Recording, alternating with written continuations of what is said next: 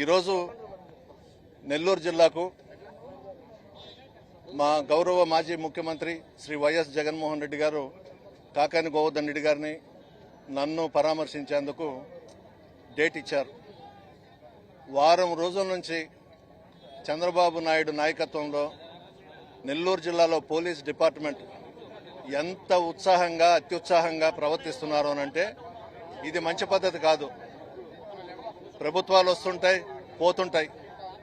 ఒక అధికార పార్టీ ఉందని కానీ ఆ పోలీస్ డిపార్ట్మెంట్ అంతా కూడా వన్ సైడ్ చేయడం అనేది కరెక్ట్ కాదు.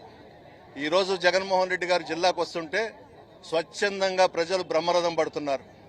ఇది ఓర్వలేక ఈ కూటమి ప్రభుత్వం పోలీసులను ప్రయోగించి అడ్డుకోవాలనే ప్రయత్నం చేస్తుంది. ఈరోజు మా నాయకులు కార్యకర్తలందరం కూడా ఆర్ఎండ్బి గెస్ట్ హౌస్ దగ్గరకు వచ్చాం.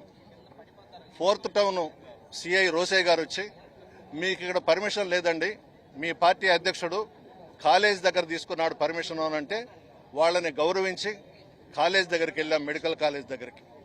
అక్కడ టౌన్ డిఎస్పీ గారి నాయకత్వంలో బ్యారికేడింగ్ పెట్టేసి గుంటలు దువ్వేసి రోడ్స్ మమ్మల్ని రాకుండా అడ్డుకోవాలనే ప్రయత్నం చేశారు.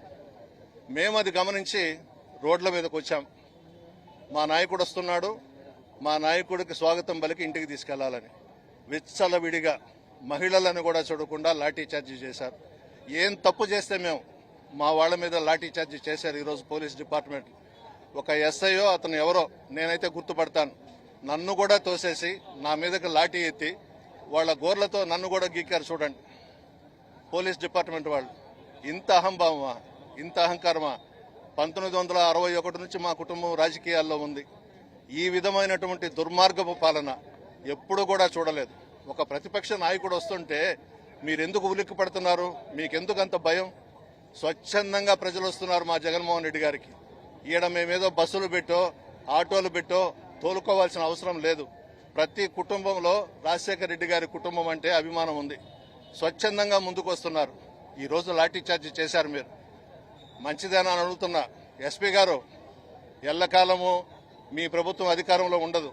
అన్యాయంగా మా వాళ్ళ మీద లాఠీ చార్జీ చేసినందుకు మీరు క్షమాపణ చెప్పాలి. మా వాళ్ళు ఏ తప్పు చేయలేదు. మిమ్మల్ని గౌరవించే కాలేజ్ దగ్గరికి వెళ్ళాం. మా వాళ్ళ మీద దాడి చేశారు, నన్ను నెట్టేశారు. ఎస్పీ గారు క్షమాపణ చెప్పాలి. నేనైతే మా నాయకుడు ఇక్కడికి వచ్చేదాకా ఇక్కడి నుంచి లేను. ఆయన వచ్చిన తర్వాతనే మా ఇంటికి తీసుకెళ్తా. అరెస్ట్ చేస్తారా చేసుకోండి.